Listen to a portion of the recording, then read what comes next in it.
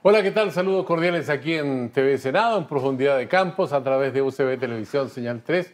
Vamos a conversar hoy día con el vicepresidente del Senado, Alfonso de Urresti. ¿Cómo está, senador? Muy bien, muy contento de retorno a la actividad legislativa, un buen verano y también se nos viene un año 2020 bien activo. La región de los ríos ha sido bien dinámica también durante el verano, ¿eh? Mucho turista, visitantes extranjeros también, ¿o no?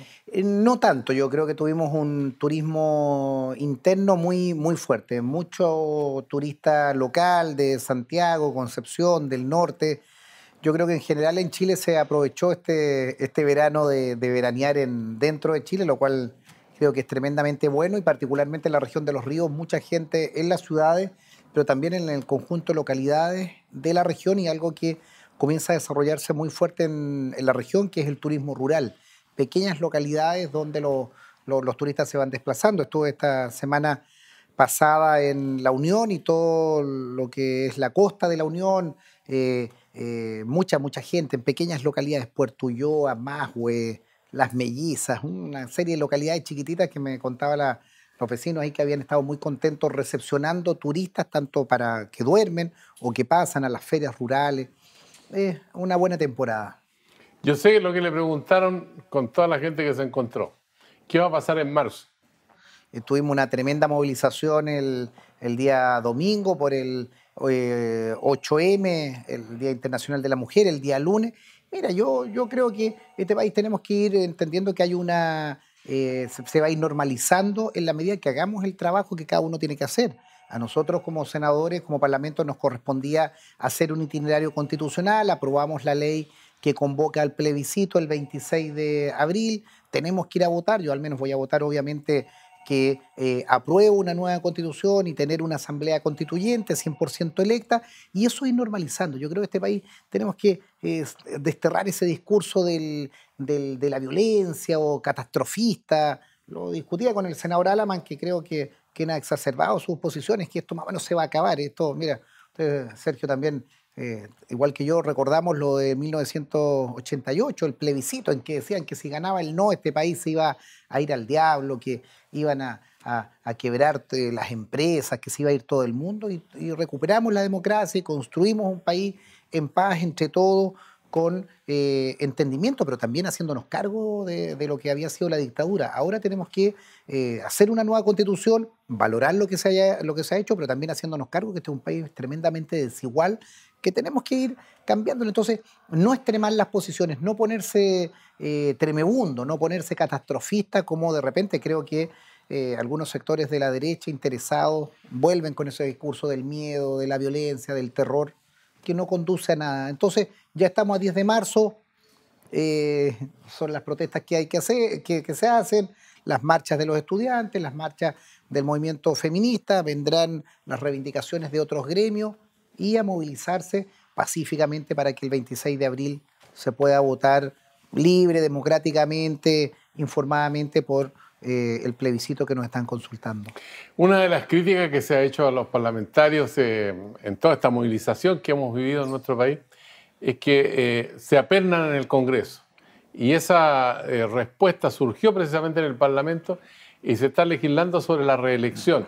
¿En qué está eso? Porque usted formó parte de la Comisión de Constitución también. De todas maneras, está para verse en sala el límite a la reelección, poder establecer un límite en el caso de los diputados, 3 periodos, en el caso de los senadores, 2 periodos. Yo creo que es bueno que uno no se eternice en los cargos. Ojo también que a veces hay mitos cuando tú revisas directamente. Yo recuerdo cuando estábamos en la Cámara de Diputados, cada 4 años eran 120, se renovaban un tercio, 40 diputados se iban para la casa o no continuaban. Entonces, yo creo que es bueno también ir revisando. Yo creo que en Chile hay una alta tasa de renovación y ahora con el cambio al binominal ingresó gente distinta. Si yo creo que tiene que haber un límite, es una buena medida, pero también tiene que haber un mayor control respecto del trabajo que hacen los parlamentarios. Muchas veces el parlamentario más popular es el que más sale en la tele, pero que hace poca pega. Yo siempre lo que digo, no me gusta nombrar colegas, pero hay colegas que no salen mucho en la tele, pero son tremendamente rigurosos en el trabajo legislativo, en proyectos de ley, en las comisiones, en terreno. Y a veces parlamentarios que hacen poco aporte, pero tienen buena prensa, y ahí también permítame una crítica constructiva al periodismo, que al periodismo le gusta el parlamentario más polémico, el que dice las brutalidades más grandes, el que dice, el que descalifica al otro, pero no se analiza al parlamentario que tiene mayor producción de leyes. Hacer una ley en este Congreso es complicado. Son horas, horas y días de trabajo. No se le entrevista a quien sacó la ley del cáncer, o quien sacó la ley de humedales urbanos, o quien sacó la ley de no sé qué otra cosa. Entonces, yo creo que ahí también todos tenemos que contribuir un poco a no irnos en la cáscara, en la forma, sino más bien en el contenido. Yo insisto, como en toda organización, hay parlamentarios con distintos estilos, pero muchas veces tienen más cámaras, tienen más cobertura, el polémico, el que descalifica, y no tiene más cámara el que es más trabajador, el que hace más la pega Ahora, concreta. otro de los temas de debate ha sido la dieta parlamentaria. ¿Cuál es el estado del arte? Ayer votamos en general, ya en la comisión, la idea de legislar favorablemente, y esperamos que venga a la Cámara para seguir, a la sala, para seguir avanzando en ese tema que creo que es relevante. Yo voté a favor, creo que uno tiene que entender la equidad, que en definitiva no existe una desigualdad desproporcionada entre el sueldo mínimo y los altos cargos. Esto es una revisión que también hemos hecho con distintos organismos, los sueldos de los ministros, de los subsecretarios, del Poder Judicial, tener la tranquilidad que esto no va a afectar a los funcionarios públicos, pero sí los que tenemos altos cargos tenemos que dar un ejemplo en materia de austeridad y en materia de rebaja de dieta. A usted le ha tocado como una doble tarea, porque una parte la destina al trabajo en sala, pero otras comisiones también, pero al mismo tiempo ha sido vicepresidente del Senado en este periodo. Y seguimos trabajando en la región con presencia local. Yo soy de los senadores que vive en la región, de los que tiene ahí su domicilio, su familia, sus seres queridos, sus parejas. Mi vida está ahí, entonces yo hago también un trabajo toda la semana territorial. Por eso lo que digo, a veces es difícil explicar la labor legislativa, entonces a ti te sacan una foto en un lugar o te dice usted no fue a esto, pero hay que entender la función las comisiones, en la sala, en la vicepresidencia del Senado y también en la función territorial. Yo creo que ahí es donde uno tiene que combinar esos tres aspectos, tener un equipo. Yo agradezco mucho a mi equipo de trabajo, mi equipo legislativo, abogados, secretarias, equipos que te ayudan, asesores, que te permiten hacer este trabajo, y también valorar mucho el equipo de trabajo que existe en el Parlamento. En el Senado hay un conjunto de funcionarios, en la biblioteca, en las secretarías de las comisiones, en la misma sala, en la vicepresidencia, que son muy capacitados y te permiten también ir sacando adelante iniciativas. Ahora, uno de los problemas que se presentó el año pasado dice relación con la gestión de las empresas sanitarias. Pareciera que es un fenómeno, digamos, que aparte del impacto que tiene negativo en la población cuando fallan estas empresas, no existe la regulación adecuada, y al mismo tiempo cuando estas fallan, las sanciones que deberían tener esas empresas, pues son servicios únicos. Yo tengo agua potable en mi casa, pero una pura empresa no puede optar por otra, porque no existe esa posibilidad. Son monopolios legales. Tuvimos la situación de la empresa ESAL, particularmente en Osorno, donde estuvo varios días esa ciudad sin agua potable y generó un tremendo colapso. Esto nos lleva al debate de cuál es la labor de las empresas sanitarias y empresas que son privadas. Ahí uno ve capitales extranjeros, ve una serie de intereses extranjeros en un servicio tan básico como el agua potable. Eh, Aquí hay una tremenda deuda de parte del gobierno y principalmente del ministro de Obras Públicas. Hace meses que quedaron de enviar el proyecto de ley, que es un proyecto de ellos, para regulación de las sanitarias. Las sanitarias hacen lo que quieren. A ti te llega un listado y dicen, mire, consumo, ajuste sencillo, un montón de conceptos que tú no logras entender. No han hecho las inversiones que corresponden también. Esto de Osorno se produjo porque tenían en la captación de agua un señor que con una piedrecita calculaba más o menos el estanque, el nivel del estanque de petróleo, que terminó contaminando las aguas. Entonces, yo creo que aquí ha habido abuso, y producto del cambio climático, producto de la escasez hídrica y otros conceptos, yo creo que van a tener que hacer mucho esfuerzo para poder recuperar la confianza. Las sanitarias de Santiago están también en el límite en términos de disposición de recursos, de la cantidad de agua, en el tratamiento de agua, cuánto nos cobra la transparencia. la posibilidad de que los usuarios participen en la gestión, el transparentar sus costos, el no tener estas garantías de utilidades garantizadas. Hay varios aspectos que son bien oscuros de las empresas sanitarias y eso también es lo que muestra el estallido social de este país. La gente también está hasta la coronilla por los abusos de las empresas eléctricas, de las empresas de agua potable, de la banca, bueno, tanta de las farmacias. ¿Cómo no va a haber molestia si uno siente que le meten la mano al bolsillo todos los días, todos los meses? Entonces, ahí es donde estas empresas se acostumbraron y creo que ahí también hay una responsabilidad del sector público, que la superintendencia, mire, le aplicaban una multita por ahí, una multita por allá. Me tocó en la empresa a propósito de sal en la comuna de Panguipulli, que es de mi circunscripción, donde vertían las aguas servidas al lago durante años y no querían hacer las inversiones. Hubo que demandarlos, la municipalidad los demandó, tribunal ambiental, y se logró hoy día un acuerdo que los hace recapacitar y decir que no pueden estar contaminando el lago Panguipulli. Imagínate, ¿cómo no va a estar la gente molesta con ellos? Ahora, bueno, ahí faltan regulaciones y por otra parte también los consumidores tienen pocas posibilidades de defenderse de este tipo de agresiones, porque en eso se traduce. Pero al mismo tiempo, ya que estamos hablando de las empresas sanitarias y de la contaminación que provocan en muchos lugares, también con los depósitos de aguas muchas veces servidas, está el problema de los humedales también. Bueno, ¿Cómo es el estado del arte de los humedales en este momento? mira, yo creo que el año 2019 va a ser recordado como el año de los humedales urbanos particularmente. A mí me ha tocado participar en varias COP, el Acuerdo de París y un seguimiento de los humedales, participar en la red de humedales en Valdivia. Se constituyó esta red y hay un activo movimiento de vecinos defendiendo distintos humedales, Angachilla, Parque Kramer, Isla Teja, Santo Domingo, Yancacura, mire, decenas de lugares donde hay humedales y producto de eso, de recoger, está el Centro Humedales también de la Universidad Austral, el conflicto. Nosotros tuvimos una contaminación brutal del humedal del río Cruces el año 2004 con la empresa de celulosa.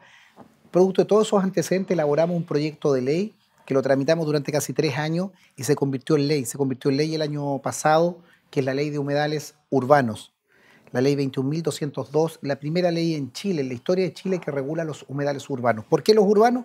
Porque hay que partir por un tipo de humedales que son principalmente los urbanos, que son los que sufren más embates. O sea, tenemos ley. Tenemos ley, ya Ya, tenemos pero el ley. Ejecutivo se hace cargo de las disposiciones Bueno, de la ley. viene ahora, tiene 6 meses para el reglamento.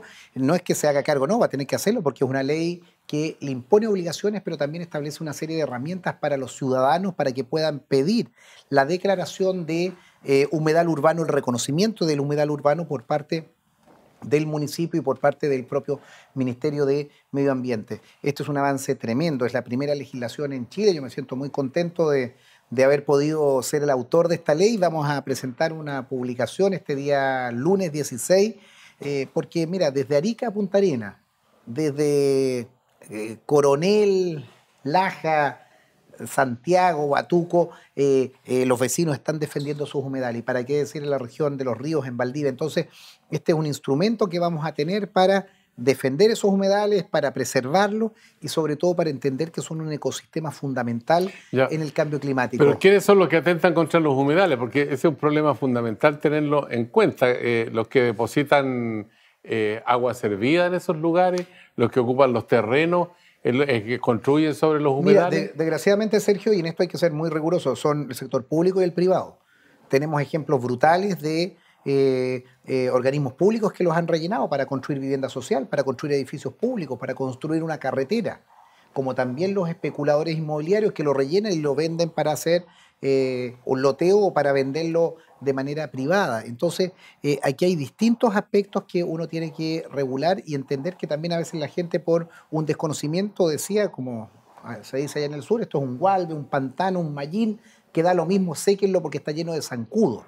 Nos contaban autoridades del Gran Concepción, principalmente de Talcahuano, a propósito de los 10 años del aniversario del terremoto y tsunami, el 2007, el 2010, Yeah. que en gran medida los humedales de Concepción, del Gran Concepción, de Talcahuano, amortiguaron la ola del tsunami. Si no hubiéramos tenido esa ola, esos humedales, se habría arrasado aún mucho más la ciudad. Los vecinos lograron proveerse de agua durante los meses posteriores al terremoto gracias a un conjunto de norias que ahí existían.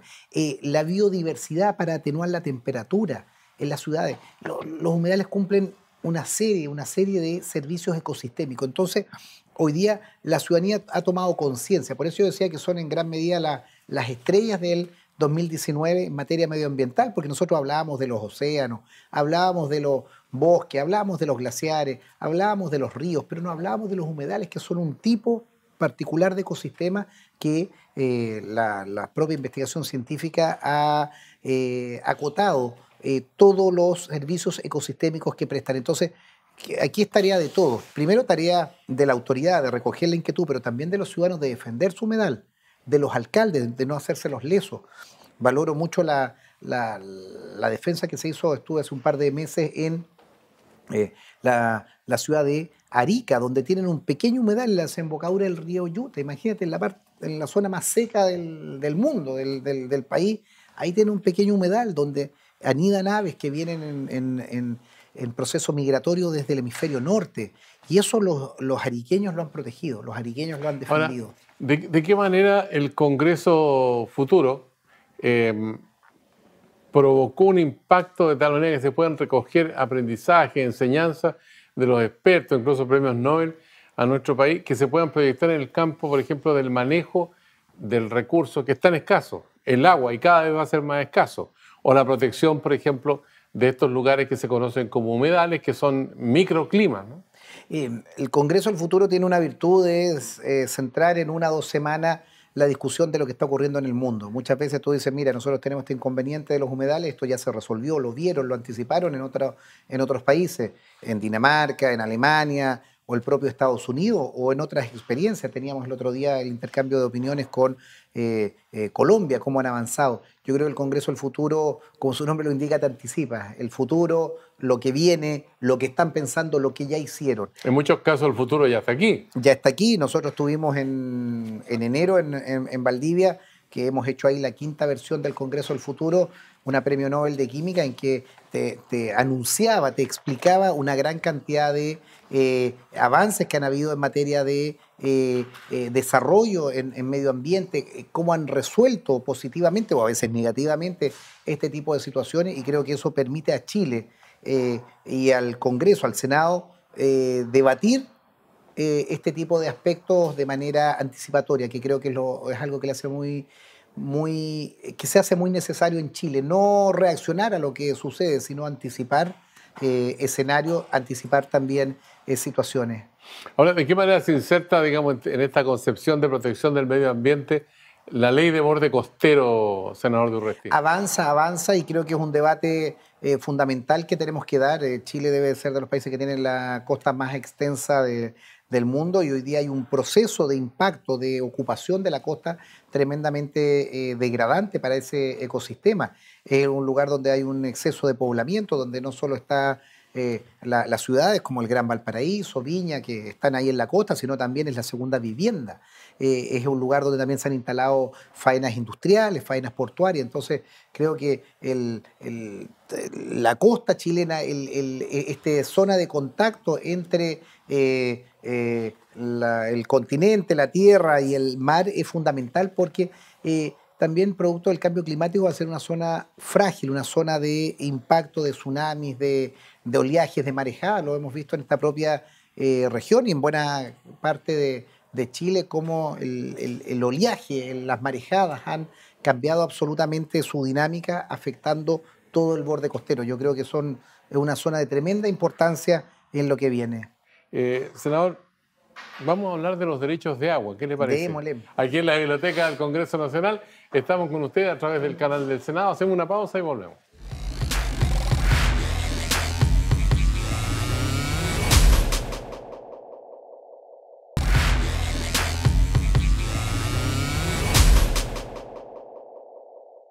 Estamos de vuelta aquí en TV Senado, en Profundidad de Campos y UCB Televisión, señal 3.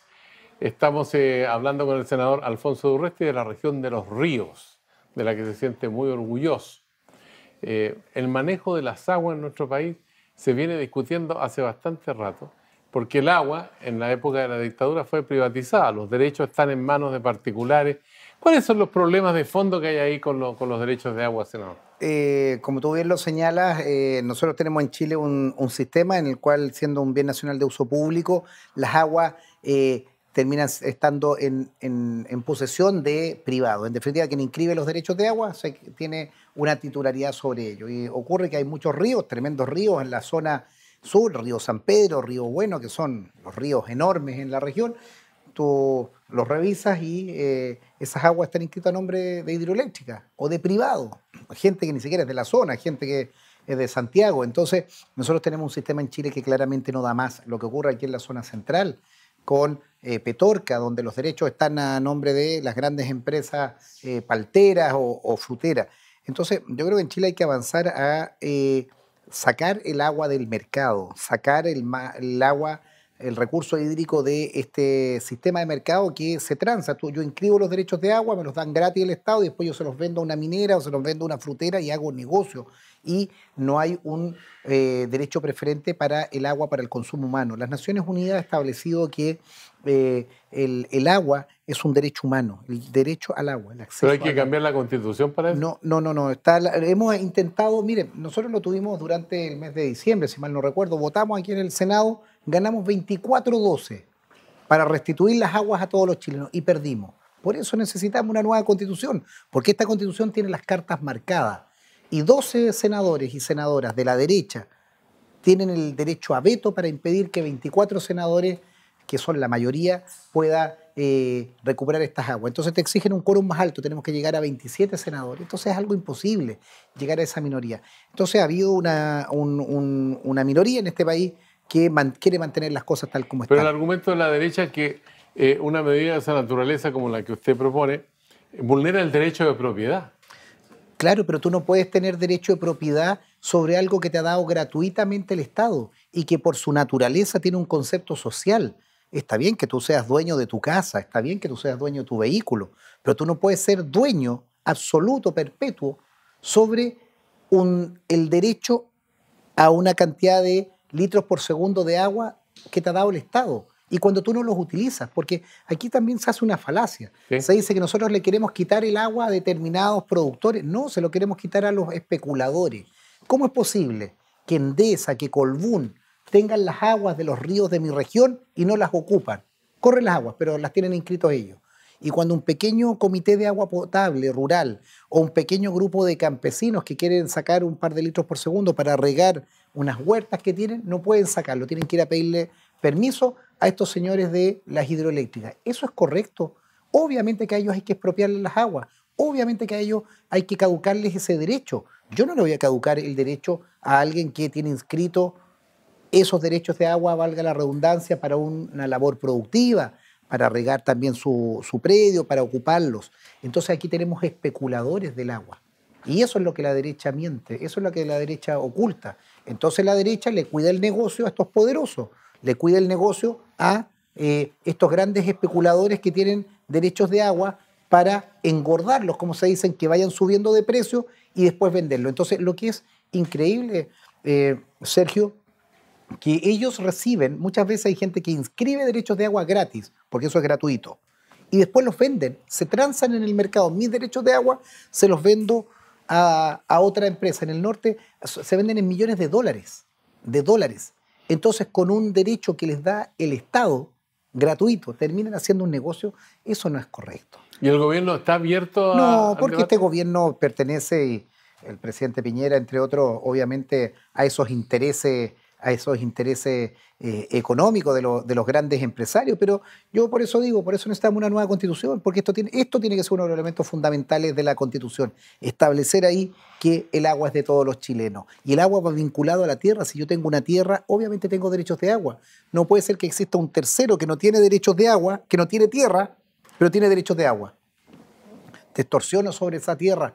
Entonces, esto no puede ser. Las comunidades indígenas, las comunidades pequeños agricultores, es algo brutal. Los comités de agua potable rural, cómo tienen que hacer malabares para poder inscribir estos derechos, ir a pedirle a un señor que tenía inscritos los derechos de agua. No puede ser. Entonces, yo creo que estos son los debates que van a animar el proceso constituyente y van a animar que tengamos una nueva constitución en que elementos tan fundamentales. Cuando uno cuenta esto, Sergio, en otras partes del mundo, la gente se agarra la cabeza y dice, ¿cómo ustedes en Chile tienen esta situación? Esto es inédito, que el agua en este país sea de especuladores que inscribieron esos derechos y que la ciudadanía para beber agua, para alimentar sus animales, sus ovejas, unas vacas, un par de porcino, no tenga derecho, es algo brutal. Y bueno, eso es lo que creo yo que tiene que cambiar este país. Ahora, la concentración, digamos, de los derechos de agua constituye, por lo que usted dice, un problema. Pero además hay una escasez hídrica evidente y se ha llegado a decir que el agua, en el caso de la región metropolitana, donde viven 8 millones de personas, estaba garantizada para el verano. Pero nadie apuesta por garantizar el agua para el próximo verano porque además se afirma por los expertos que el invierno va a ser muy seco, muy frío, pero muy seco. O sea, va a llover muy poco, va a nevar muy poco. ¿Cómo estamos preparados como país para enfrentar una situación así? No solamente en la región metropolitana, también en el sur. Me imagino que hay algunas zonas que están enfrentando un problema similar. Lo paradójico, Sergio, es que incluso en regiones tan lluviosas como la región de los ríos, los lagos, donde llueve mucho, ya tenemos decenas de localidades que los municipios tienen que abastecer con camiones aljibes porque no tienen agua. No, se secaron las fuentes, los pequeños esteros, el pozo bajó y ya no saca agua. Entonces, ante la miopía, ante la ceguera de estos grupos conservadores que quieren mantener ahí el agua en manos privadas, yo creo que la propia naturaleza se va a encargar de hacérselo insostenible. Con la escasez de agua va a haber que establecer racionamiento, va a haber que establecer la intervención. La minería no puede ser brutal. Y mire, eso es el debate para que bueno que hablemos de Santiago. Gran parte de las fuentes de agua, de los nacimientos de agua, están en la cordillera de los Andes. ¿Y de quién es ese territorio? De Anglo American, las mineras. ¿Y quiénes son los mayores consumidores de agua en Chile? Además de la agricultura, la minería. Y ellos precisamente son los que han mantenido esos acuíferos, esos lugares donde se produce el agua que alimenta al Gran Santiago. Entonces ahí tenemos un círculo vicioso en que no se le tocan los intereses. Ahí se está peleando precisamente para hacer un parque nacional, que es un lugar, el bosque nativo, la naturaleza, cuando se restaura, es la mayor productora de agua. Hoy día nosotros con el cambio climático vamos a tener menos acumulación de nieve porque la cota de la isoterma va subiendo, entonces tú ya vas a tener menos nieve y a más altura, entonces menos cantidad de nieve.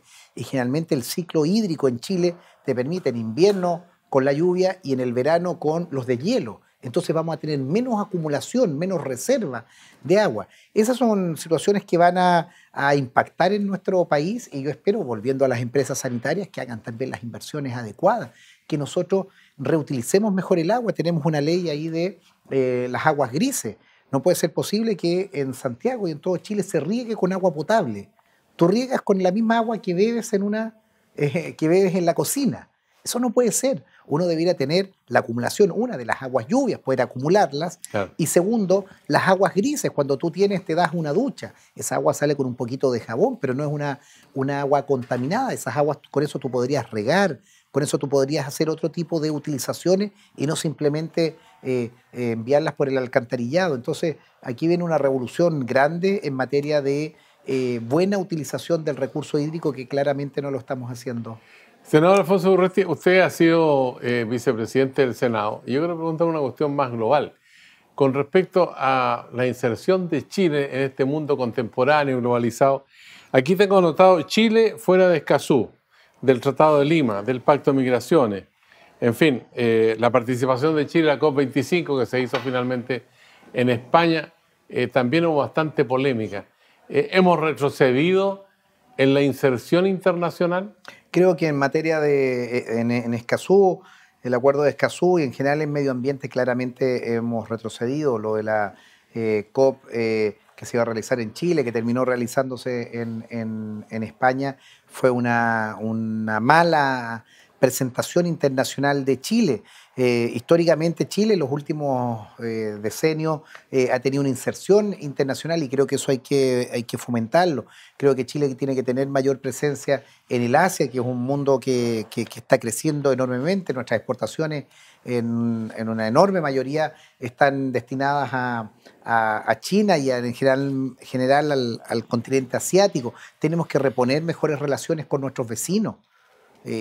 Con Perú, con el mismo Argentina, con Brasil, con Uruguay, con los países de Centroamérica. Entonces, yo creo que a Chile le ha faltado retomar esa agenda un poco más progresista. Tenemos, desgraciadamente, una cancillería bastante raquítica en esa actuación y tenemos un presidente que, habiendo apostado en un primer momento el presidente Piñera como a grandes obras, la PEC, la COP, claramente su inserción internacional va a ser bien limitada y desgraciadamente, esto lo digo con pena porque es el Estado de Chile, hoy día estamos en el ojo del huracán desde el punto de vista de las violaciones de derechos humanos, que es algo que no le hace bien a este país. Nosotros salimos en la dictadura, fuimos también objeto de muchas sanciones internacionales, una visión internacional que en Chile se violaban los derechos humanos y desgraciadamente con los últimos informes volvemos a caer a ese tipo de situaciones que no es una buena presentación internacional. No solo nos afecta en lo interno, que duele la actuación de la policía, la actuación de agentes del Estado, sino también la vulneración de derechos de jóvenes, de distintas minorías, sino también cómo nos ve el país, cómo nos ve la comunidad internacional. Eso no es bueno. Ahora, el gobierno y quienes defienden al gobierno han dicho que ningún organismo ha afirmado que las violaciones a los derechos humanos en Chile sea sistemática. Incluso en una entrevista que le hicieron a la esposa del presidente de la República, ella reitera ese concepto, que no es sistemática la violación a los derechos humanos. Miren, yo no entraría en el debate si es sistemático o no, pero nosotros lo vemos toda la semana o día por medio. Situaciones aberrantes hemos visto en estos días, la golpiza a alguien de la tercera edad, una cosa brutal. Tenemos cientos de jóvenes de chilenos que perdieron ojos. Ahora en las marchas de mujer también tuvimos situaciones complicadas. Hemos tenido anteriormente situaciones de vejámenes de mujeres. Entonces, claramente Carabineros, si uno ya se olvida de Carabineros, pierde la memoria. Todas las semanas están ocurriendo excesos. Entonces, aquí yo creo que es un momento de refundar Carabineros. Y lo digo con toda la fuerza. Carabineros tiene que volver a ser una institución y recrearse. Se lo dijimos al presidente cuando concurrimos con el senador Quintana en la primera audiencia, cuando asumimos el año pasado, le dijimos entre otras ideas y le planteamos ahí, presidente, Carabineros tiene que tener un escalafón único. ¿Cómo se explica, Sergio, por qué Carabineros tiene que tener una escuela de oficiales y de suboficiales? Eso no es clasismo. ¿Por qué? Porque ¿Y la respuesta del gobierno se ha visto traducida en algún proyecto de ley? En nada, porque acá simplemente Carabineros se trata de reponer, le compran un par de herramientas, de vehículos más, se trata de establecer algunas leyes que son cosméticas y que no van al fondo del asunto, como nos señalan que con el proyecto de ley antiencapuchado, con eso vamos a resolver. No, eso es criminalizar. Con infraestructura crítica vamos a resolver. No, no resuelve. Nosotros aprobamos la ley antisaqueo y efectivamente había un vacío, pero tú tienes que entender que la doctrina de la policía, de Carabineros, tiene que cambiar. Y hoy día yo me he convencido que Carabineros tiene que ser refundado. Tiene que ganar legitimidad. Hoy día Carabineros ha perdido el afecto, ha perdido el cariño, ha perdido la comprensión de la ciudadanía, porque el nivel de abuso en todo Chile, mire, le pido a usted como periodista informado algo brutal, que no sale mucho en la prensa, pero demuestra cómo Carabineros ha ido saliendo del sentido común. Río Tranquilo, una localidad en Aysén, ya a la orilla del lago General Carrera, donde está la Catedral de Mármol, para el 8M se reunieron, deben haber sido no más de 10 mujeres, porque es una localidad muy pequeña, en la vereda, con una mesita, una mateada, para debatir, para conversar sus temas de la contingencia de mujeres. Era el 8 de marzo. Le sacaron un parte Carabineros por hacer una actividad en un lugar no destinado a tal efecto. Eso es falta de criterio. Eso demuestra que Carabineros está desconectado de la realidad. Y frente a eso tenemos la brutalidad de la golpiza, del ahorcamiento, del apaleo de un hombre de la tercera edad, y tenemos el caso de unos carabineros que utilizaron las armas en tal lugar, y tenemos el desfalco de carabineros, y tenemos situaciones que todos los días. Eso que te demuestra que Carabineros tiene que refundarse. Ahí tenemos un desafío, y lo digo con todas sus letras: escuela única, escuela unificada, que entren y llegue al general los mejores, no los que son determinadas familias, no los que tienen recursos para financiar, y que el que está en la calle, el que tiene calle, el carabinero que tiene calle, también pueda llegar arriba, porque los que llegan arriba nunca han estado en la calle. Entonces, ese es un debate que nosotros como país no queremos abordar. Y instituciones tan importantes, porque Carabineros tiene un rol importante, es simplemente cosmético, que mejoramos un poquito de material acá, que hacemos destinaciones acá. No, no, no, no, eso no puede. Mire, este gobierno dio de baja a más de 40 generales. 52, entre Me quedé. generales y coroneles, 52. ¿Eso qué lo que significa? Es descabezar el alto mando. Están formalizados en el fraude a Carabineros decenas, cientos de funcionarios. ¿Cómo está esa institución? Está desmoronada. Entonces aquí no se trata de hacer más discursos, que mire, que apoyamos la institución. Revisemos su institución. Yo creo que tiene que haber una refundación. Y una cosa importante, porque tienen que haber cambios drásticos: escuela única. ¿En cuántos países del mundo, se lo paso como información, estudiar en cuántos países del mundo hay escuelas diferenciadas para suboficiales y para oficiales? ¿Por qué el suboficial, que tiene calle, que tiene conocimiento, que tiene experiencia, que tiene contacto con la ciudadanía, no puede llegar arriba? ¿Por qué algunos estudian solo para llegar arriba y otros estudian solo para llegar hasta el medio? Eso en el siglo XXI.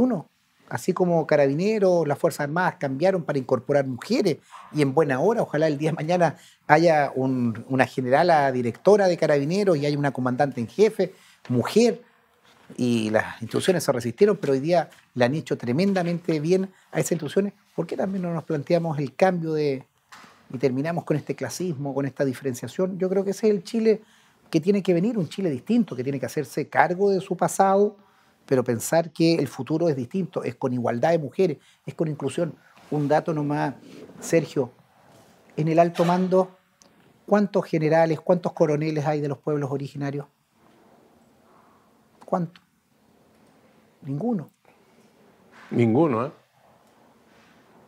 Así es el estado del arte ahí en Carabineros. Y en el resto de Fuerzas Armadas también. Entonces nosotros como sociedad nos hacemos los lesos.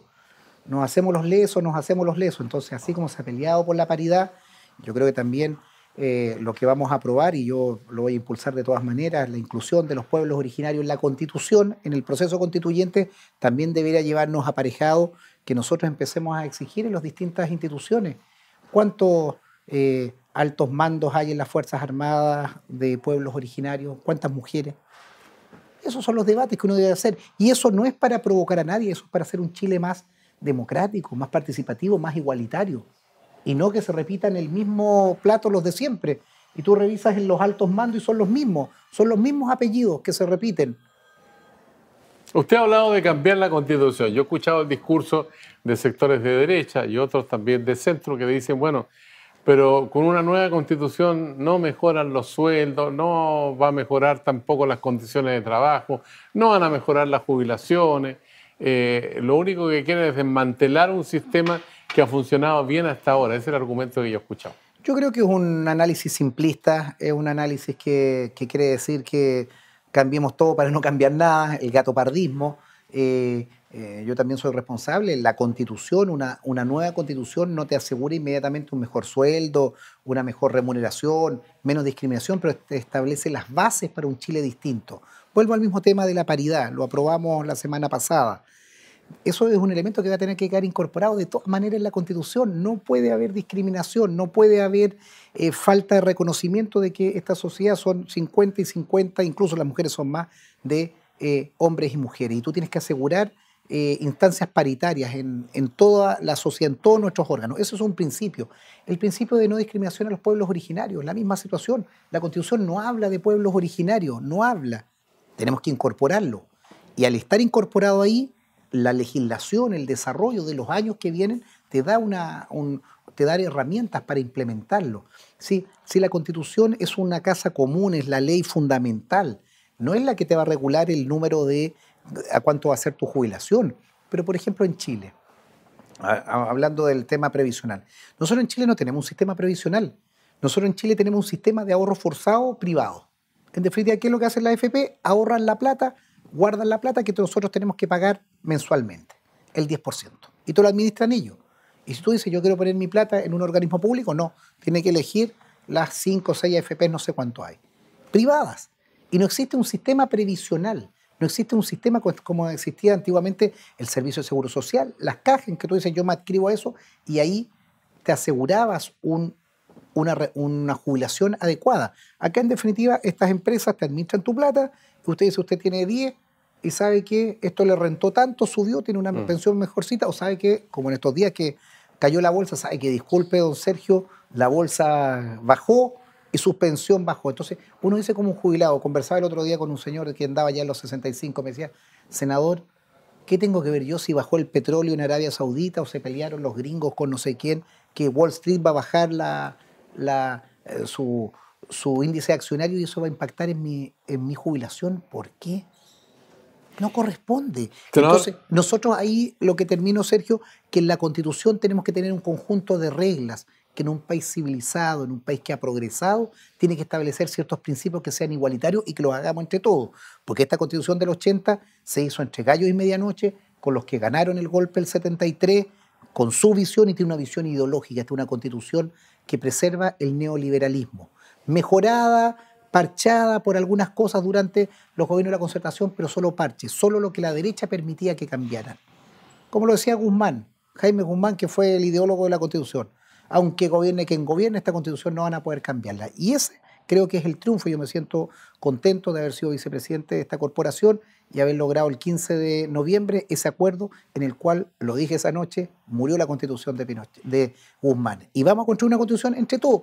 Yo no quiero una Constitución socialista, no quiero una Constitución solo con mi visión, pero una Constitución que la hagamos entre todos, que todos aportemos y no que haya un sector que me imponga una visión como hoy día es la derecha, que impuso esta Constitución el año 80 con un plebiscito fraudulento, sin registros electorales y entre gallo y medianoche. Senador Alfonso Urresti, le queremos agradecer esta conversación con el canal del Senado, como militante socialista, como representante de la región de Los Ríos. La más linda de Chile, eso le faltó agregar. ¿La más linda de Chile? De todas maneras. Si usted lo dice, yo no lo puedo contradecir. Queda registrado. Muchas gracias. A través de UCB Televisión también llega esta señal del canal del Senado para todo el país. Será hasta la vista. Gracias, senador. Gracias a usted.